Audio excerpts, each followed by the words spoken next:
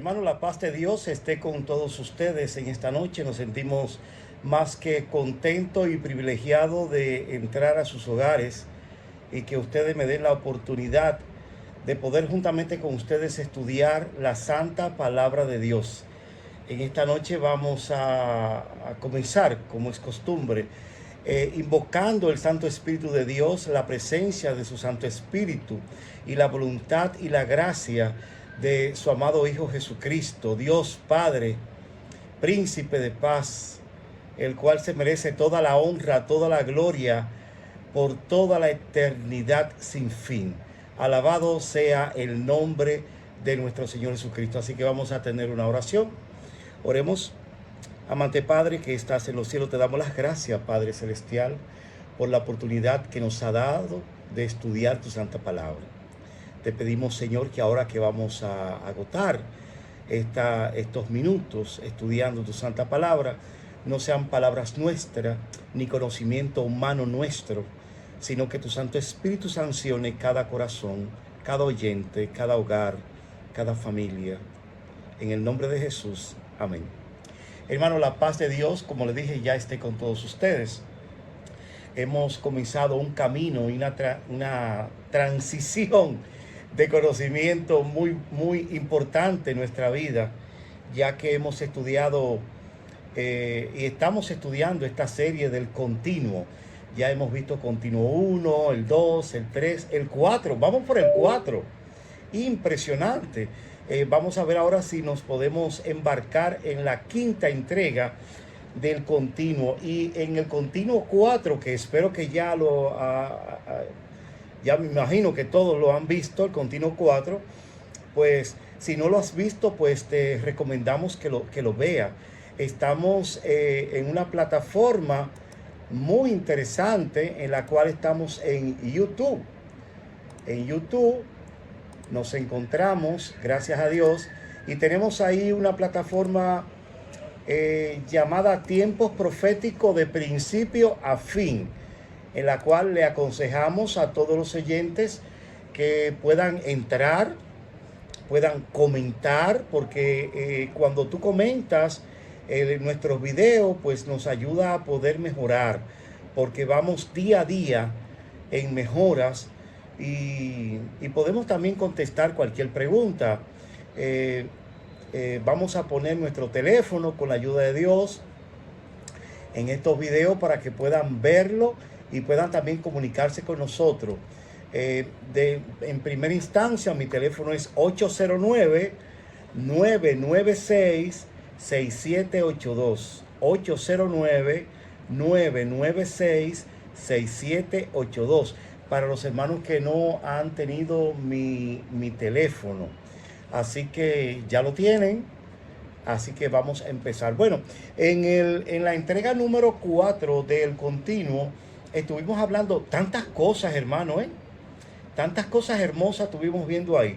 Estuvimos viendo Apocalipsis capítulo 13 en sus últimos versículos, en la cual nos encontramos ahí con la marca de la bestia. Y vemos ahí que esa marca será puesta en la mano y en la frente. Y especificamos bien claro que en la mano nos hace referencia a lo que es la marca de signo de autoridad papal, el domingo.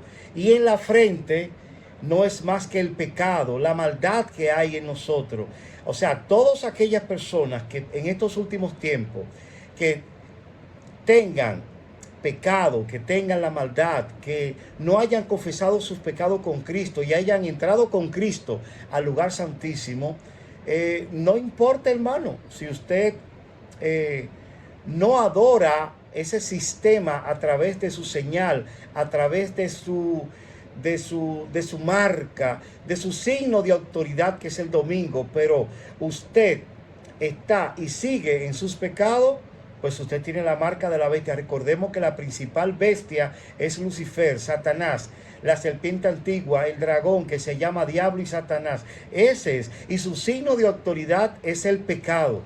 Ahora, el signo de autoridad de sus hijos, y en la cual se adora a la bestia, y a la vez adorando a la bestia, adoran al dragón, es lo que quiero dar a entender, Pues el domingo. Entonces el domingo se adquiere mediante la mano, el sello que es puesto en la mano. Y el pecado es el sello del dragón que es puesto en la frente. También estuvimos hablando en el capítulo 13, cuando estuvimos estudiando el capítulo 13, en la entrega número 4 del continuo, estuvimos viendo ahí que la marca se adquiere también a través, o más bien dicho, el signo de autoridad, la adoración al dragón de la bestia se adquiere a través de la marca domingo, a través del nombre y a través de el número.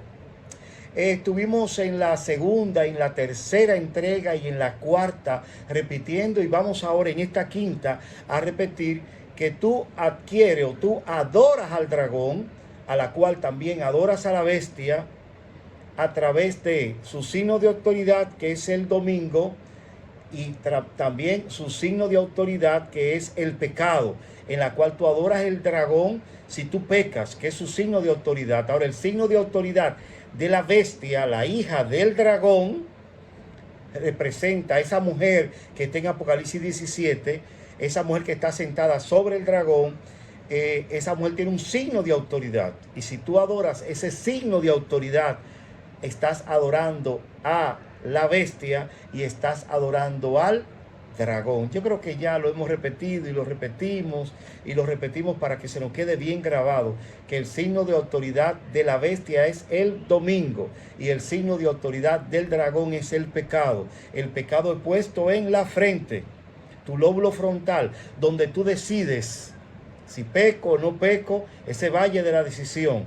Y el signo de autoridad papal de esa mujer de Apocalipsis 17 y esa bestia de Apocalipsis 12 que tiene una herida de espada pero que vivió, no es más que el domingo que es puesto en la mano. Eso está claro. Ahora, ¿de qué otra forma adoramos a la bestia y adoramos al dragón? Mediante el nombre. Entonces nos fuimos a Apocalipsis capítulo 17, en la cual vimos ahí en Apocalipsis 17 que tiene un nombre blasfemo, y que ese nombre blasfemo tiene tres peculiaridades: Babilonia la Grande, la madre de la ramera y de las abominaciones de la tierra. Entonces vemos ahí que explicamos y tratamos de explicarle lo más desmenuzado posible este sistema, en la cual tiene un nombre blasfemo, un nombre inicuo, en la cual tiene un nombre, que el nombre tiene Babilonia la Grande. Y hablamos en la cuarta entrega y nos fuimos a Daniel capítulo 5, en la cual vemos ahí Babilonia la Grande. Habían dos Babilonias, es el tipo que tenemos en el Antiguo Testamento, ya que Juan toma las imágenes de Daniel y de todos los demás libros de la Biblia. Son 66. Toma los demás 65 libros de la Biblia, esas imágenes, y la encuadra, la encuaderna en todo el libro de Apocalipsis. Entonces vemos ahí que en Daniel tenemos un tipo. ¿Cuál es el tipo que tenemos en Daniel? Bueno, que en Daniel encontramos ahí una historia en la cual nos presenta que había dos Babilonias en el tiempo de Daniel. Tenemos Babilonia, que era el padre de Belsasar, Nabodino. Nabodino se había retirado, como especificamos en la entrega número 4 del continuo, y le aconsejamos a verlo. Vemos ahí que Nabodino se entregó al estudio, a la adoración de sus dioses paganos, mientras Belsasar, que era el regente, era la imagen política y militar de Babilonia, era la segunda Babilonia y el segundo poder. Por eso vemos que cuando Belsasar manda a buscar a Daniel, él le ofrece a todo aquel o a cualquiera que le interprete y le diga qué significa lo que vio ahí en la pared. Vemos ahí que él le dice que será el tercero del reino, será el tercer mandatario del reino, porque había un primero que es representado en Apocalipsis como Babilonia la Grande. Esa es la tipología en los tiempos de Daniel y el antitipo que vemos ahora que se está cumpliendo. Babilonia la Grande, que era Nabodino, que era la Babilonia la espiritual, la Babilonia la religiosa, la que se entrega a la adoración pública del paganismo. Y tenemos la Babilonia que está representada, si hay una grande es porque hay una pequeña. Entonces vemos ahí que la Babilonia, la militar, la regente, que era Belsasar, podemos llamarle la Babilonia la pequeña, mientras Babilonia la grande era Nabodino, Belsasar era Babilonia la pequeña. Esas imágenes la toma el Espíritu Santo a través de Juan en Apocalipsis capítulo 17 y nos habla ahí, y nos habla que el nombre tiene tres características: Babilonia la grande, segundo, madre de las rameras y de las abominaciones de la tierra. O sea que es Babilonia la grande. O sea, haciendo referencia a que se está refiriendo a la Babilonia religiosa. Porque en nuestros tiempos, cumpliendo la tipología, encontramos una Babilonia la grande y encontramos una Babilonia que no es tan grande en poder, en hegemonía. Recordemos que esta Babilonia la grande está especificada en Apocalipsis capítulo 13 como la Babilonia que tuvo una herida de espada y vivió, y que está esperando que se le haga una imagen de ese poder político que tuvo en los 1260 años, desde el año 538 hasta el año de 1798, cuando tuvo una herida de espada pero que vivió. Ella está esperando eso. Ahora tenemos también una Babilonia que no es tan grande. ¿Por qué? Porque la Babilonia la grande de Apocalipsis 13, que tiene una herida de espada y vivió y está esperando que su herida mortal sea sanada, le encontramos en Apocalipsis 17 como una mujer que no es esposa, es adúltera, es fornicaria. Perdón, no es adúltera, es fornicaria. Y en la entrega número 4 explicamos el por qué no es adúltera sino fornicaria.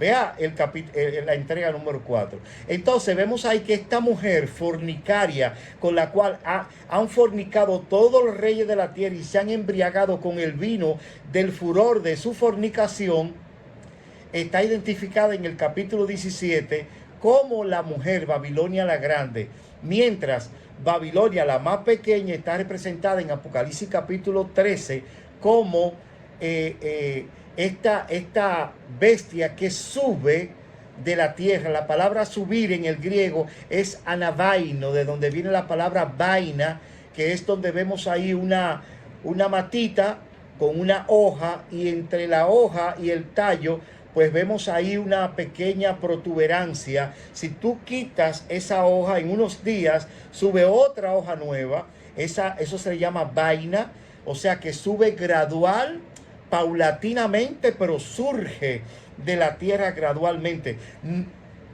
No subió rápidamente como las otras bestias, como Babilonia, que está representada en el capítulo 7 como un león, como el oso, que es medo-persa, como el leopardo, que representa al imperio greco-macedónico de Alejandro Magno, como la bestia espantosa y terrible, que está representada como Babilonia la política, Babilonia de los Césares, esa Babilonia de Roma contemporánea a los tiempos de Jesús y a Pablo, que Pablo dice que esa Babilonia tiene que caer en 2 Tesalonicenses capítulo 2 para que surja otro poder, que es el cuerno pequeño. Y ahí tenemos las 5 bestias: Babilonia,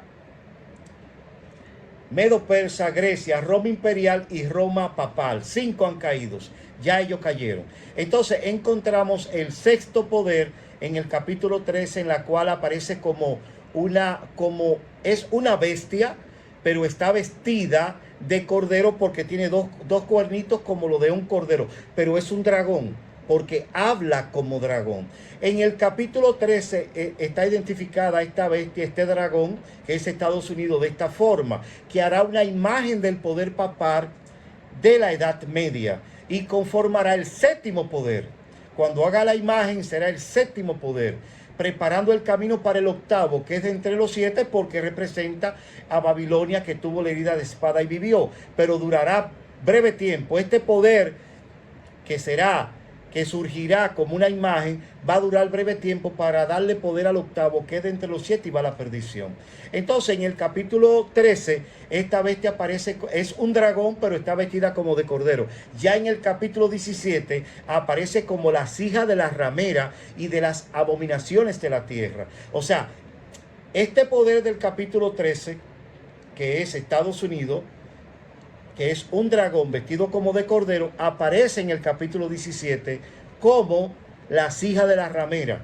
Eso será explicado más adelante. Ya entonces en la entrega número 4 del continuo también explicamos tratamos de explicar lo que eran las abominaciones de la tierra. Nos fuimos al capítulo 24 y nos quedamos en las abominaciones de la tierra, porque aún el mismo Cristo en el capítulo 24, versículo 15, nos dice: por tanto, cuando veáis la abominación desoladora de que habló el profeta Daniel, el que lea, entienda. Ahora, yo quiero empezar, aunque vamos a llegar al capítulo 24, pero para abarcar lo que es el continuo y el concepto continuo, vamos a explicar de dónde viene esta palabra primero. Luego nos vamos a darle seguimiento en los capítulos 10 y 11 del libro de Apocalipsis. Luego caeremos al capítulo 24 de San Mateo y luego volveremos al libro de Daniel. Vamos al libro de Daniel de entrada, pero no antes, sin irnos, por favor, al libro de Primera de Pedro. Siempre me gusta ese texto, ponerlo como base de lo que vamos a hablar. Primera de Pedro, el capítulo 1, versículo 10. En lo que usted lo busca, yo voy a tomar un poco de agua.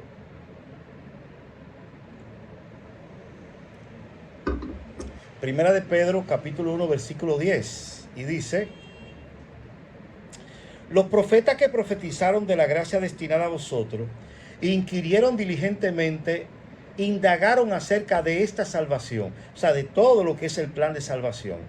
Si usted quiere entender, comprender y estudiar un poquito más el plan de salvación, yo le aconsejo que vaya a mi canal Tiempos Proféticos de Principio a Fin, Tiempos Proféticos de Principio a Fin, en la cual ustedes van a poder verlo desde un punto de vista general.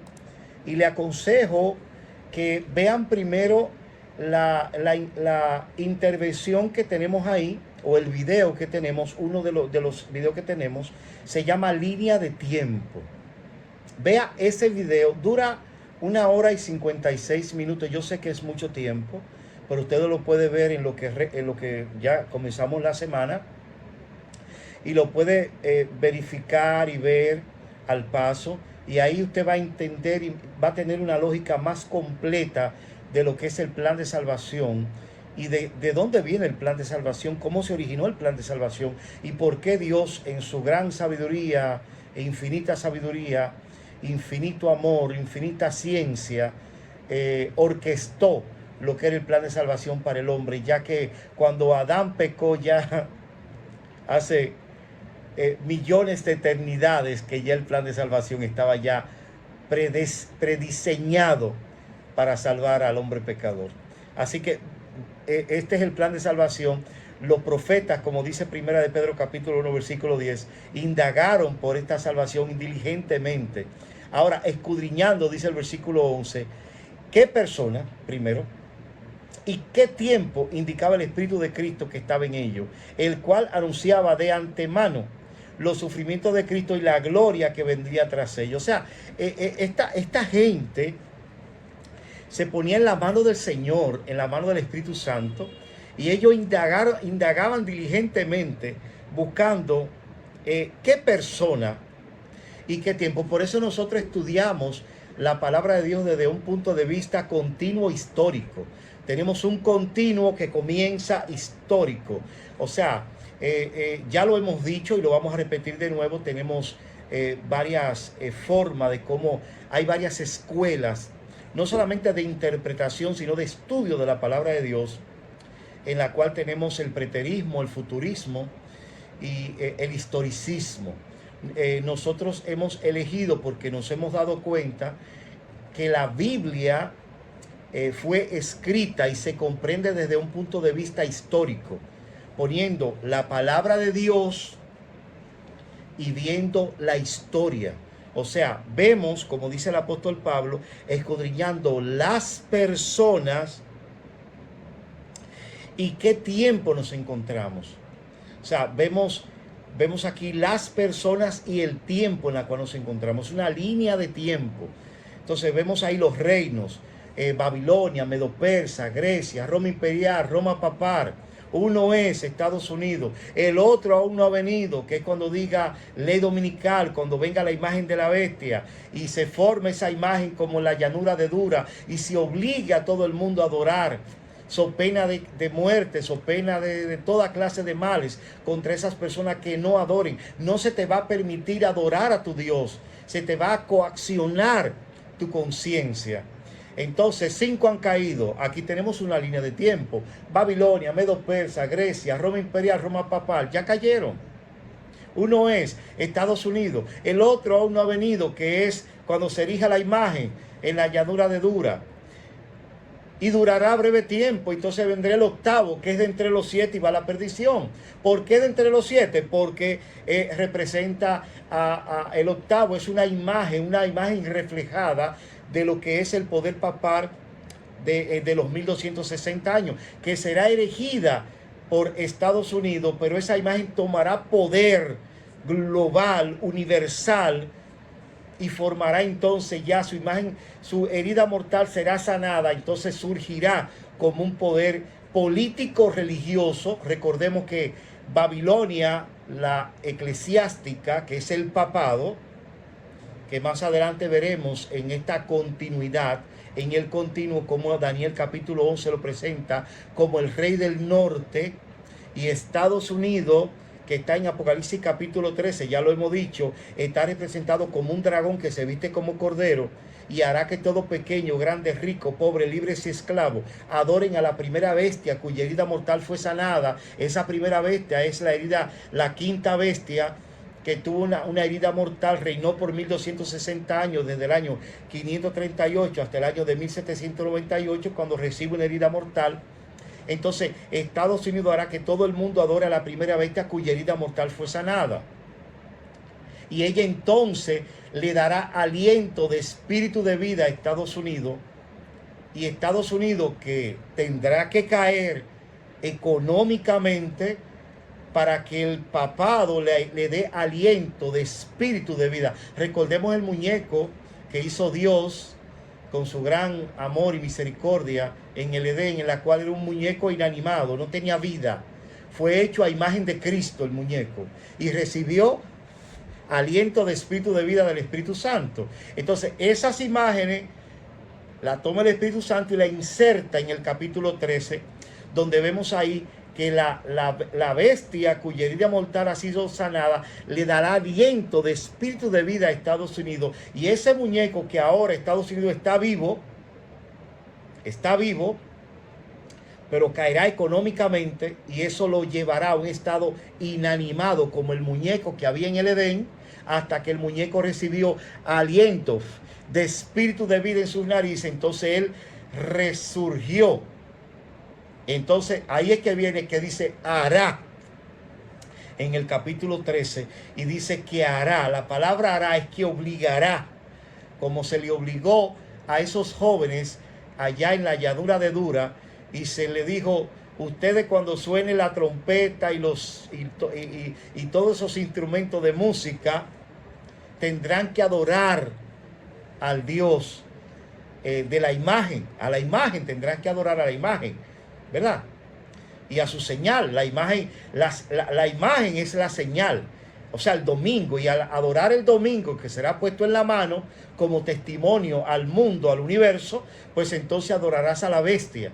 Y al adorar a la bestia, pues adorarás al dragón. Ya eso lo hemos explicado. Entonces hará que todo pequeño, grande, rico, pobre, libres y esclavos, se le ponga una marca en la mano derecha, que es el domingo, y en la frente, que es el pecado. Entonces, ya hemos explicado y estamos explicando la marca. Estamos siguiendo la continuidad y el continuo de esa marca en la frente, que es el pecado. Y entonces vemos en Apocalipsis capítulo 13, como dice que nadie podrá comprar ni vender. También explicamos eso en la cuarta parte, qué es lo que se compra, qué es lo que se vende, qué se nos va a permitir, qué no se nos va a permitir. Y que nadie podrá comprar ni vender sino el que tuviese la marca, el domingo y el pecado, en la mano y en la frente, la marca, el nombre. Entonces aquí volvemos a Apocalipsis capítulo 17, donde me dice que debo de tener el nombre. Y el nombre no es más que entender Babilonia la Grande, quién es la Babilonia la Grande.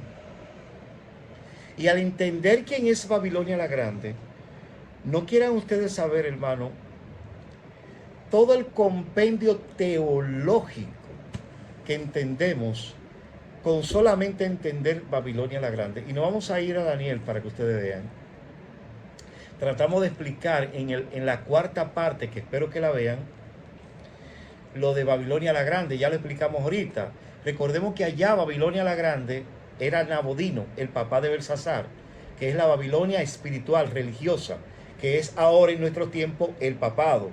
Ese poder que está en Roma, que se sienta sobre 7 montes y sobre todas las aguas, domina el mundo, que con su fornicación ha hecho fornicar a todos los reyes de la tierra, y todos han bebido del vino del furor de su fornicación. También explicamos el vino, explicamos la copa, que es el ministerio de Cristo en el lugar santísimo, en la cual este poder oscurecería, pisoteando el santuario y todos los que adoran en él. Luego vemos ahí que Babilonia la pequeña, vamos a llamarle así, o la regente, en los tiempos de Babilonia, de Belsasar, era la pequeña, la regente, el poder militar, el poder político, que en nuestros tiempos representa a Estados Unidos, que formará una imagen del poder papal mediante el domingo.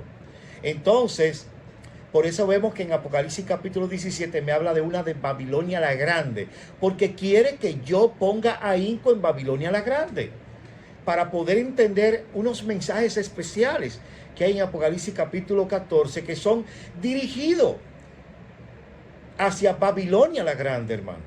Son advertencias en la cual dice: salid de ahí, pueblo mío. Y al final Dios lo que quiere es que entendamos estos mensajes. Entonces tenemos Babilonia la Grande, la madre de las rameras, que son las iglesias protestantes que están en Estados Unidos, que solamente dicen, como dice el libro de Isaías, yo quiero solamente tu nombre, pero yo tengo mi pan y mi vino, yo tengo mi pan, yo tengo, yo solamente quiero el nombre tuyo, yo no quiero otra cosa.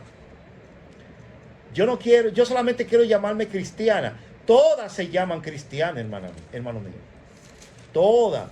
Pero con sus hechos niegan el evangelio de Cristo. Niegan ese evangelio de Cristo, porque todas se denominan cristianas. Todas son cristianas. Todas son cristianas. Pero niegan el evangelio de Jesús. Hermano, dice Isaías capítulo 4, versículo 1: echarán mano de un hombre 7 mujeres en aquel tiempo, diciendo: nosotras comeremos de nuestro pan y nos vestiremos de nuestra ropa. O sea, ellas tienen su pan, su doctrina, y tienen su ropa porque ellas mismas se visten de su justicia. Lo único, hermanos, lo único que ellas quieren es llevar el nombre. Llevar el nombre, hermano.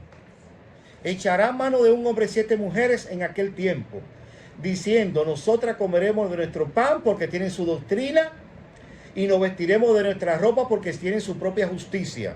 Solamente permítenos llevar tu nombre, quita nuestro propio, porque son fornicarias y querían ser señora. Ellas quieren ser señoras, quieren casarse con Cristo.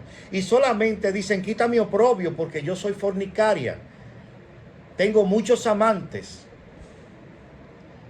Pero yo solamente quiero llevar tu nombre. Quiero ser iglesia fulana de Cristo. Iglesia fulano de Cristo. Iglesia fulana de Cristo. Pero al final, cuando tú estudias y analizas lo que predican, lo que profesan, no es la doctrina de Cristo, porque ellas tienen su propio pan. Y al final se visten con su propia justicia, no la justicia de Cristo. Entonces ese será el común denominador y esas son las hijas de la ramera. Ahora también hay otro común denominador en el nombre. Tenemos Babilonia la Grande, segundo, madre de la ramera y tercero, de las abominaciones de la tierra.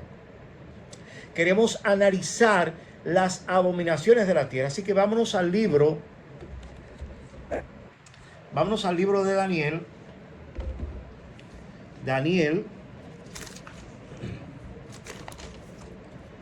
Daniel capítulo,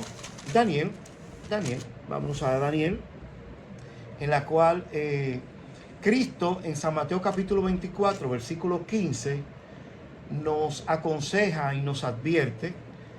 Por tanto, dice él, cuando veáis en el lugar santo la abominación desoladora de que habló el profeta Daniel, vamos a tratar de unificar el continuo con la abominación desoladora.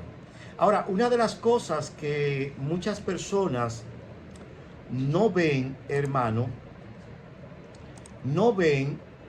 es el asunto de la abominación desoladora, ya que en la abominación desoladora encontramos mucho concepto, encontramos también la palabra prevaricación asoladora.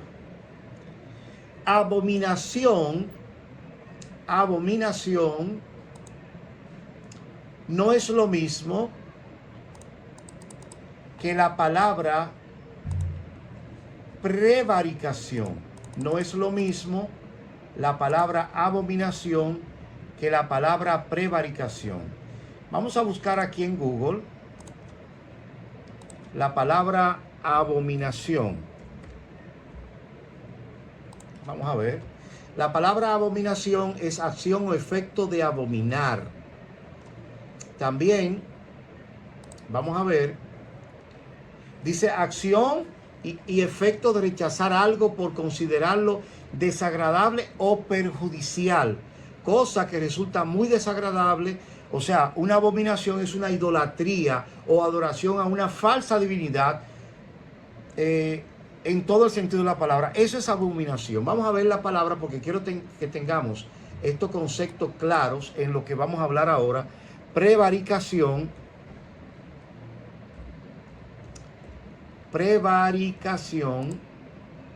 Vamos a ver. Delito consistente en que una autoridad, un juez o un funcionario dicta a sabienda una resolución injusta. O sea, la palabra prevaricación o prevaricato, del latín prevaricar, renquear, torcerse, es un delito que consiste en que una autoridad, o sea, mientras abominación es tú irte tras ídolos abominables, la palabra prevaricar es cuando un juez o un servidor público dicta una resolución arbitraria. O sea, se va del lado del acusador.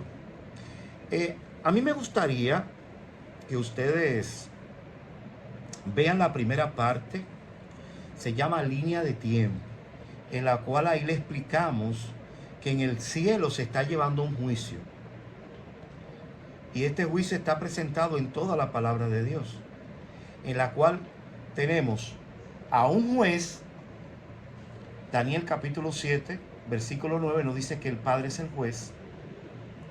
Hay más textos que explican esto también. Tenemos un abogado, que es Cristo. Primera de Juan capítulo 2, si alguno peca, abogado tenemos para con el Padre, a Jesucristo el justo. Tenemos a un acusador, Apocalipsis capítulo 12, del 9 al 11, nos dice que Satanás es nuestro acusador. Tenemos los testigos, Apocalipsis capítulo 5, Apocalipsis capítulo 4, Daniel capítulo 7. O sea, los ángeles son los testigos, en la cual tenemos ahí un juicio. Y vemos aquí que prevaricar es cuando una autoridad o alguien que se cree autoridad o que está suplantando una autoridad, dicta un fallo erróneo a favor o en contra de las partes. Siempre el fallo erróneo en prevaricar es a favor del delincuente, del que no tiene la razón. O sea, está torciendo la verdad. Teniendo estos conceptos claros, vamos ahora a analizar un poco el continuo. Nosotros, como adventistas del séptimo día, hemos entendido y hemos estudiado la palabra de Dios y estudiamos la palabra de Dios bajo un continuo histórico, en la cual nos aparece en el capítulo 8, capítulo 8.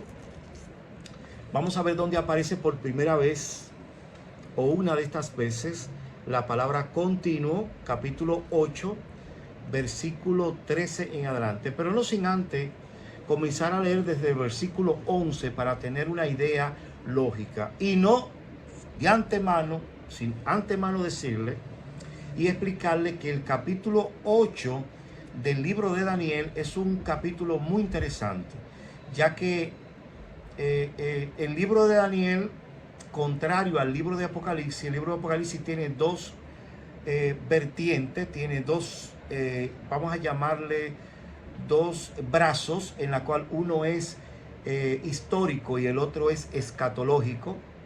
El libro o el brazo histórico del libro de Apocalipsis es desde el capítulo 1 hasta el capítulo 12 y el escatológico es del 13 hasta el 22. Aquí en el libro de Daniel encontramos que hay muchos libros. En la primera parte, creo que fue cuando estaba hablando con el hermano Sandy en su canal, hubieron muchos comentarios porque muchos hermanos dijeron, no, usted está diciendo que el libro de Daniel tiene 2 libros. No, yo no estoy diciendo que el libro de Daniel tiene 2 libros, sino que el libro de Daniel, hermano, tiene 2 visiones, tiene 2 principios que debemos de darle continuidad. Y es lo más importante del libro de Daniel, ya que todo lo que se escribió desde el capítulo 1 hasta el capítulo 7 del libro de Daniel es historia para reforzar, para ayudarnos a entender todo lo que se entiende desde el capítulo 8 hasta el capítulo 12. Es muy importante el capítulo 2, muy importante, déjeme decirle. El capítulo 7 es sumamente importante. Pero vemos ahí que el Señor, en su gran misericordia, nos da una doble visión que se divide en 2 ríos en el libro de Daniel. Y vamos a comenzar a estudiar el continuo partiendo como el Señor lo hizo. En el capítulo 8 encontramos en los primeros versículos que Daniel recibe una visión en el río Ulai. Hay mucho texto, hermano, que yo no lo voy a leer, se lo voy solamente a mencionar, porque de leerlo esto duraría más de 2 horas o 3 horas. Entonces me hace muy difícil subir este mensaje a YouTube. Así que quiero que entiendan esto. En el capítulo 8, y además también lo que queremos es que usted estudie, le damos el principio para que usted se faje estudiar por sí mismo todos estos asuntos. Entonces, vemos ahí que en el capítulo 8 del libro de Daniel encontramos que el libro de Daniel es dado en el río Ulai. El río Ulai es un canal que salía del río Tigris. Ya en el capítulo 10 del libro de Daniel, versículo 4, Daniel recibe la visión del capítulo 10 en el río Idelker. Y el río Idelker, hermano, es el río Éufrates. Así que tenemos 2 ríos Una visión es dada en el río Ulai. Y una profecía, quiero que entiendan eso, es dada en el río Idelkel. El río o la visión, la profecía, eso que vio Daniel en el capítulo 8 es llamado en todo el libro de Daniel y en todo el libro del capítulo 8 de Daniel como la visión. O sea, desde ahora en adelante, partiendo desde este punto, cuando mencionemos la visión, nos estamos refiriendo al capítulo 8 del libro de Daniel.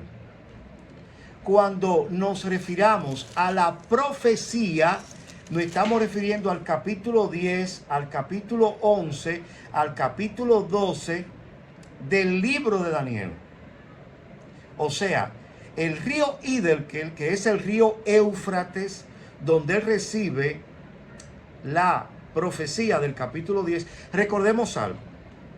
Hay que ponerlo puntual y esclarecer esto. Como regla del juego, claro. La Biblia no se encuadernó en capítulos, versículos y libros. Las epístolas y los libros, tenemos la carta de Daniel, en la cual se escribió a lo largo, como una carta. Luego, esto se dividió en capítulos y en versículos para poder tener una comprensión más lógica y poder llegarle más rápido al razonamiento que queremos expresar. Y por eso vemos que esta profecía del capítulo 10 abarca no solamente el capítulo 11 y el capítulo 12. Es una sola profecía que fue dividida en capítulo 10, en capítulo 11 y en capítulo 12, perdón. Ahora, la visión del capítulo 8 del libro de Daniel continúa hasta el capítulo 9. Y en el capítulo 9 hay una separación de unos 13 o 14 años entre la visión del río Ulai del capítulo 8 y la visión, podemos llamarle así, o la oración que más adelante fue la profecía de las 70 semanas del capítulo 9. Hay de 13 a 14 años. Y podemos ver en el capítulo 9, cuando el ángel le dice: Daniel, tú eres muy amado, desde el principio ha salido la orden para darte a entender. Él le dice lo siguiente, oigan esto, en el versículo 22 y 23, él dice del capítulo 9, y me hizo entender y habló conmigo diciendo: Daniel, ahora he salido para darte sabiduría y entendimiento. Alabado sea el nombre de Dios, y esperamos eso, que el Señor nos lo dé. Ahora, al principio de tu ruego fue dada una orden, y yo he venido para enseñártela, porque tú eres muy amado. Entiende pues la orden y entiendes la visión. O sea, tenemos una orden que es una línea de tiempo, una profecía, y tenemos la visión, que es la visión que me explica la profecía. La visión que es dada en el capítulo 8, que es el río Ulai, y la profecía que es dada o expresada en el capítulo 10, dada en el río Idelkel. Perdón, en el río Idelkel, sí, que es el río Éufrates. Tenemos la visión, que es el mensaje de la profecía dada en el río Éufrates. La visión del río Ulai y la profecía del río Éufrates, que es el río Idelkel. Tenemos la visión que me explica la profecía.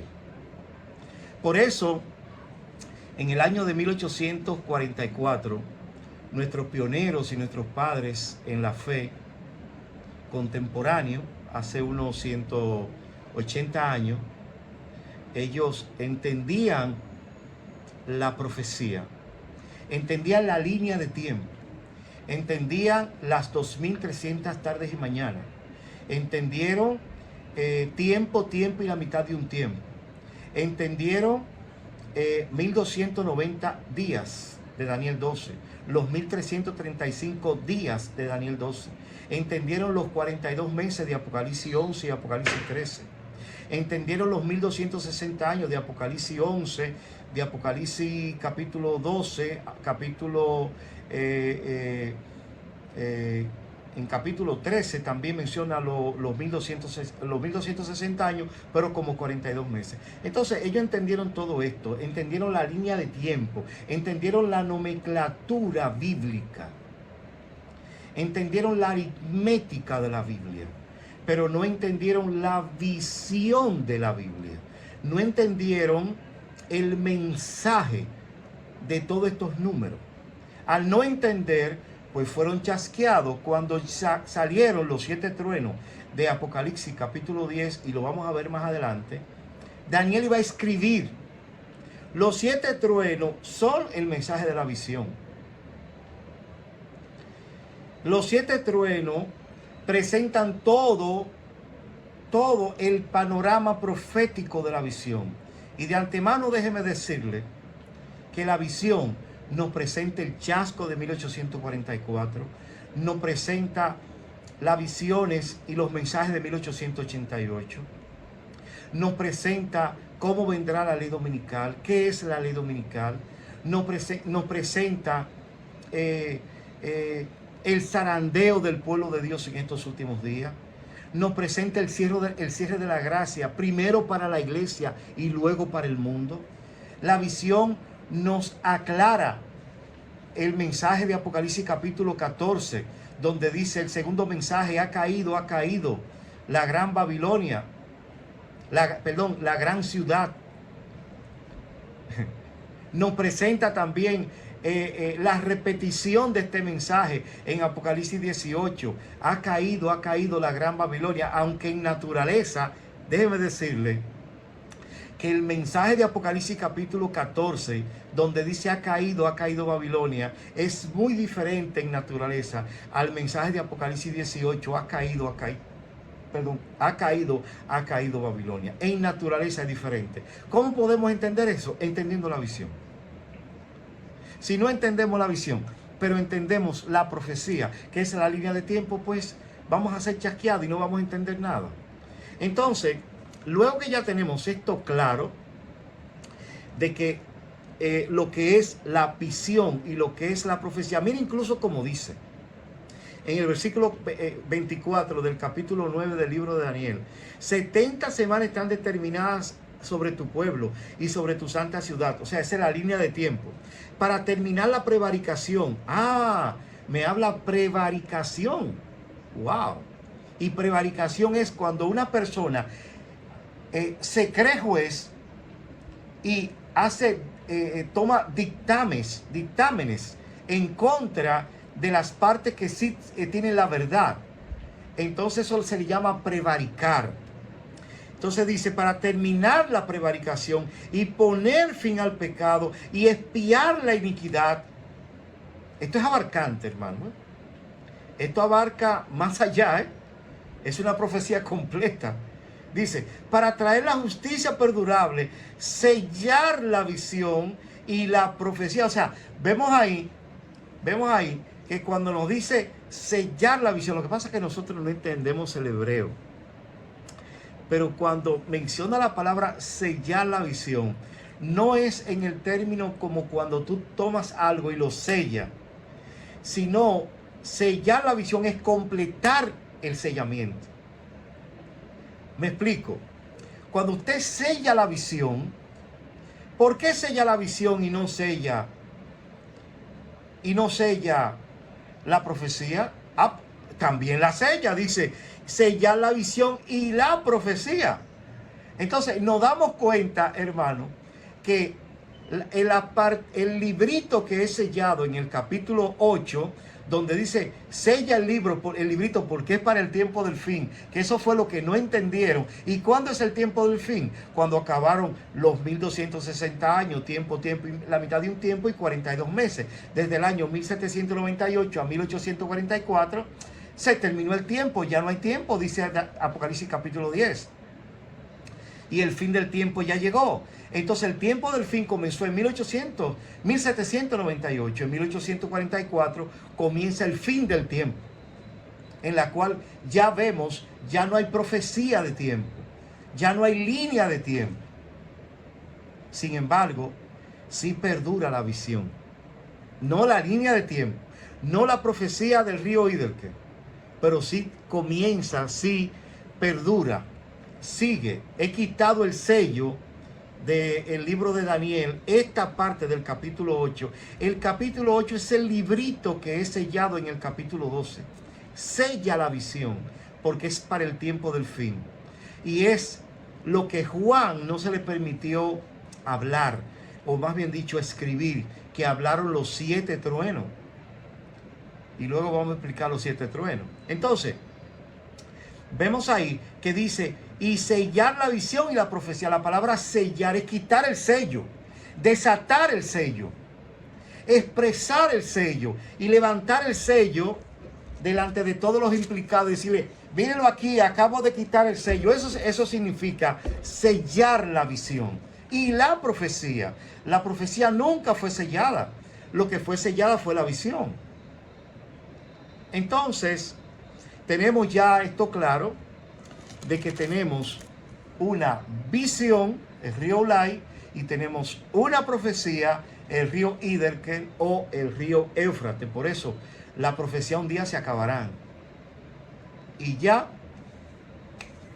no serán necesarias. Tenemos ya como línea de tiempo, tenemos ahora eventos, ya no tenemos tiempo. Primera de Pedro me dice que hay que ver los hombres y el tiempo. El fin del tiempo, el tiempo del fin, de acuerdo a Apocalipsis capítulo 10, fue 1798. Ya, hermano, no hay tiempo. Ya no hay línea de tiempo. Tenemos eventos que se cumplen en el tiempo. Pero ya el tiempo no es la prioridad. Ya el río Éufrates muy pronto se va a secar. Cuando caigan las plagas y Cristo diga consumado es, ya no va a ser necesario ver eventos en el tiempo. Ya no va a ser necesario, porque el río Éufrates se secará y estará preparado el camino para los reyes del oriente, que son el Padre, el Hijo y el Espíritu Santo. Como un rayo que viene del oriente hasta el occidente. Todo ojo le verá del oriente hasta el occidente.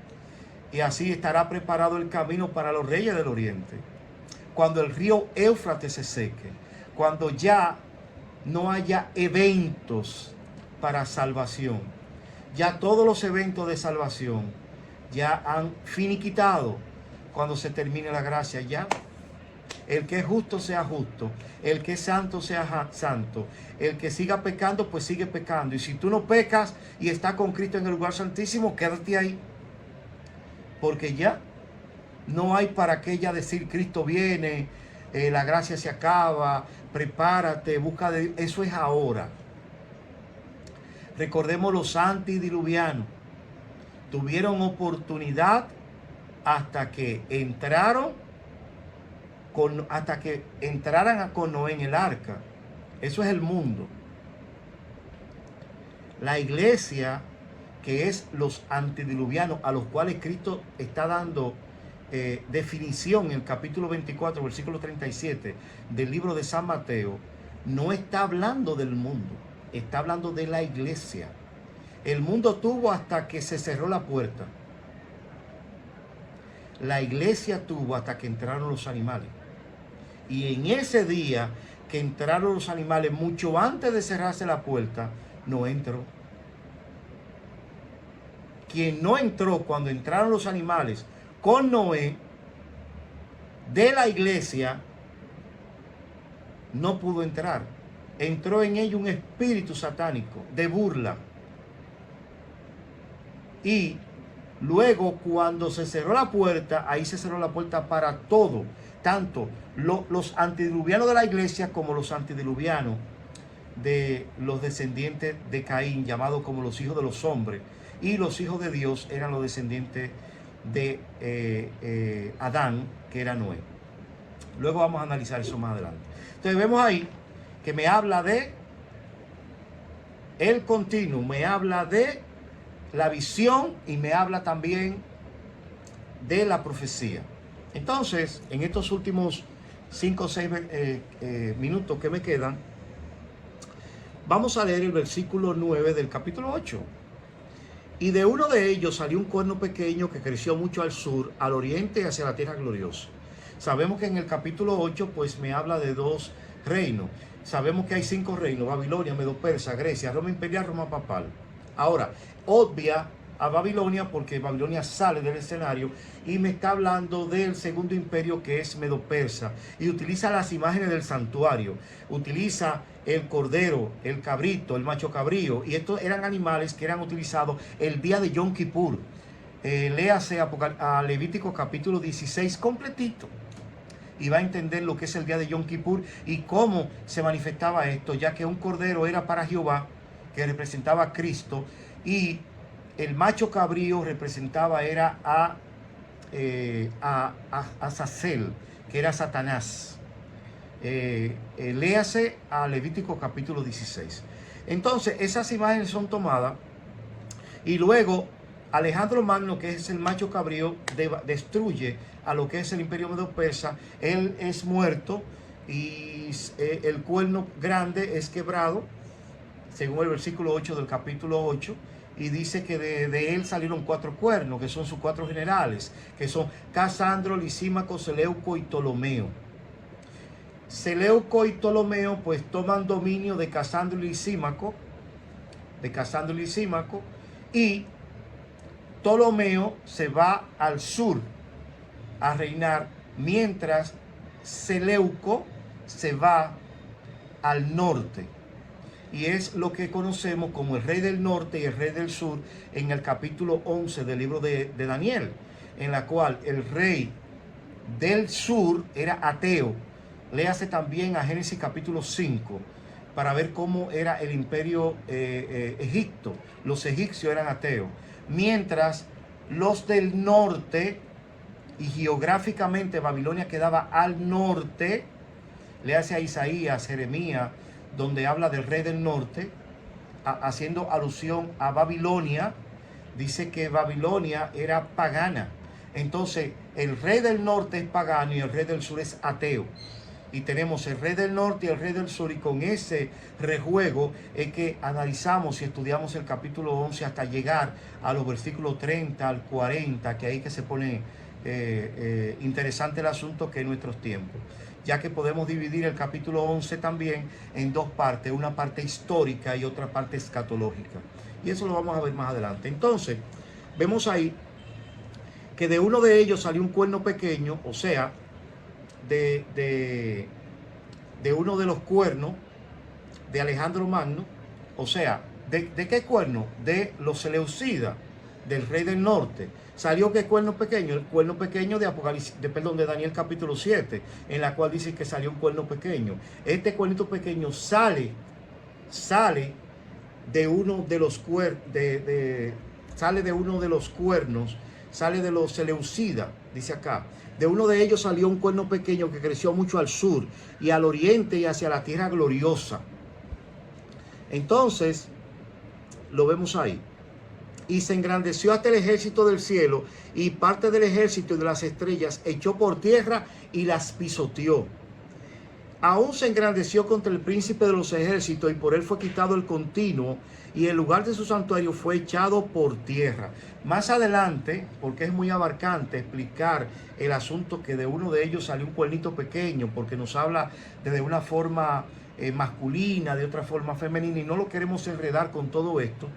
Así que por eso obviamos toda esta explicación, pero más adelante podremos hacer solamente un estudio sobre ese cuernito pequeño en su forma masculina y femenina, y la explicación que hay sobre el papado y sobre lo que es Antíoco Epifanes, ya que el catolicismo con su preterismo dice que ese cuernito pequeño es Antíoco Epifanes. Pero vamos a explicar todo eso más adelante, pero vamos a cogerlo así mientras tanto. Dice: y a causa de la prevaricación le fue entregado el ejército, junto con el continuo sacrificio, echó por tierra la verdad e hizo cuanto quiso. Entonces, oía a un santo que hablaba y otro de los santos preguntó a aquel que hablaba, ¿hasta cuándo durará la visión, hermano? Entienda esto, que vamos a agotar estos 10 minutos en esto nada más. ¿Hasta cuándo durará la visión del continuo sacrificio y la prevaricación asoladora, entregando el santuario, el ejército para ser pisoteado? Y la respuesta a estas dos preguntas es hasta 2300 tardes y mañana. Esa es la respuesta de la primera pregunta. Luego el santuario será purificado, es la respuesta de la segunda pregunta. Vuelvo y leo. Entonces, vayan leyéndolo en sus hogares mientras yo me tomo este poco de agua. Entonces, oía un santo que hablaba, versículo 13 del capítulo 8, y otro de los santos preguntó a aquel que hablaba. Aquí viene la pregunta. Hay unos santos, sabemos que uno de ellos es Jesús, que es el que le dice en el capítulo 8, enséñale a Daniel la visión. Y Daniel, eso lo vemos en el capítulo 8, capítulo 8, vemos ahí que él le dice, enséñale a este la visión. Y volvemos y leemos el versículo 13.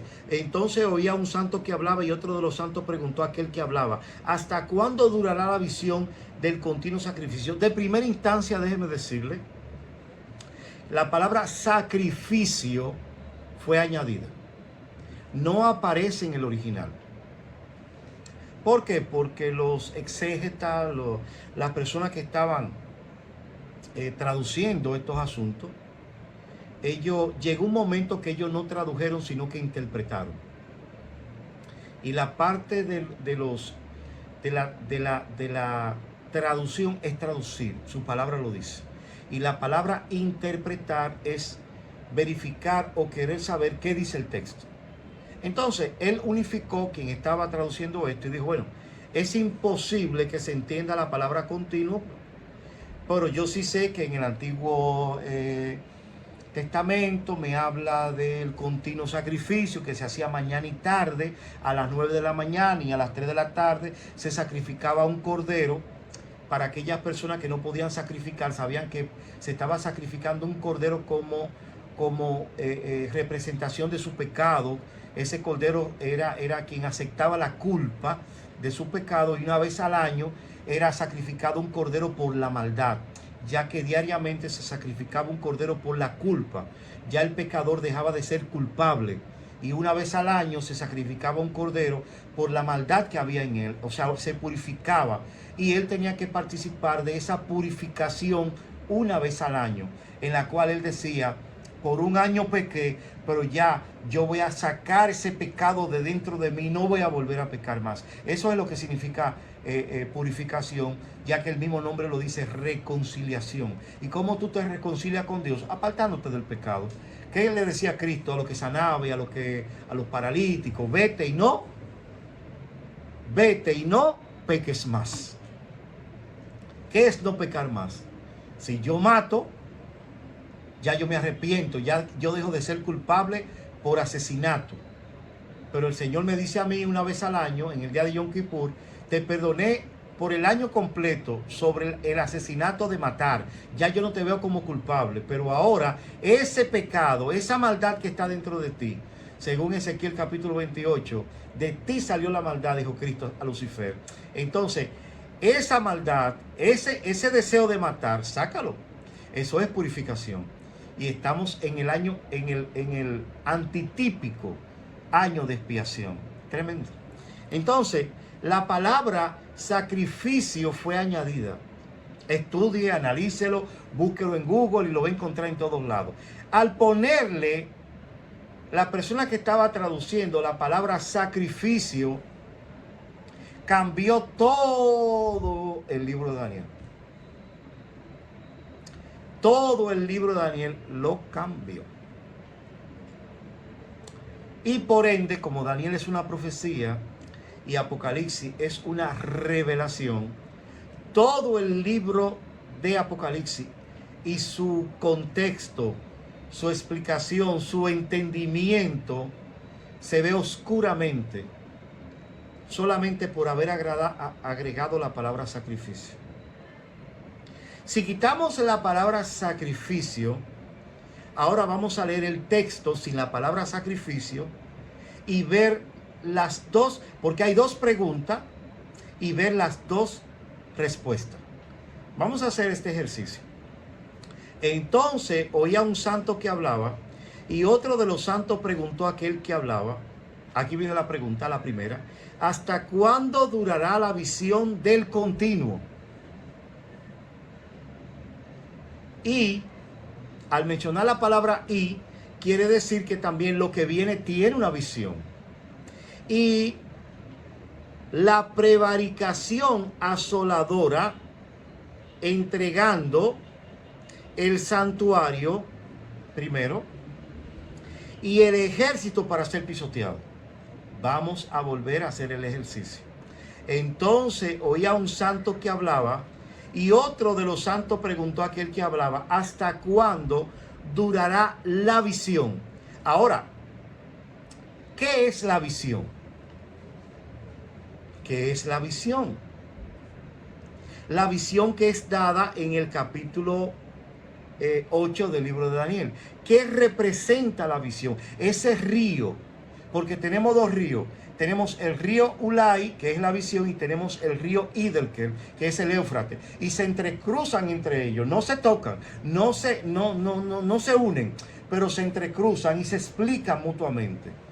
¿Qué representa la visión? Dice el versículo 15 del mismo capítulo 8. Y aconteció que mientras yo, Daniel, consideraba la visión y procuraba entenderla, he aquí se puso delante de mí uno con apariencia de hombre. Ese es Cristo, el Hijo del Hombre. Y oí una voz de hombre, entre las riberas del Ulai, que gritó y dijo: Gabriel, enseña a la visión. Entonces Gabriel recibió la palabra de Cristo, que está en el Ulai: enseña a la visión. Vamos a ver qué dice. Vino luego cerca de donde yo estaba, y con su venida me asombré y me postré sobre mi rostro. Pero él me dijo: entiende, hijo de hombre, porque la visión es para el tiempo del fin. ¡Wow! Tremendo. Entonces, volvamos a la pregunta del versículo 13. ¿Hasta cuándo durará la visión del continuo? El continuo lo vamos a entender si entendemos la visión, porque el continuo tiene una visión. Y esta visión, de acuerdo al versículo 17, entiende, hijo de hombre, en la última parte del 17, porque la visión es para el tiempo del fin. Hermano, si usted no se está dando cuenta de que esto es para nosotros, esto es glorioso. Esta visión es para nosotros, el continuo. Y mientras él hablaba conmigo, dice el 18, caí dormido en tierra sobre mi rostro, y él me tocó y me hizo estar en pie. Y dijo: he aquí, yo te enseñaré lo que ha de venir al fin de la ira, porque esto es para el tiempo del fin. ¿Qué es esto?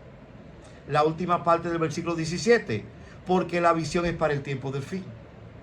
¿Y qué es lo que es para el tiempo del fin? La visión. ¿Y la visión de qué? Del continuo. O sea, que el continuo es para el tiempo del fin. Entonces, no sé si dejarlo aquí o continuar, pero vamos a seguir por un minuto más. Y dice: y la prevaricación, versículo 13, la segunda parte, la segunda pregunta.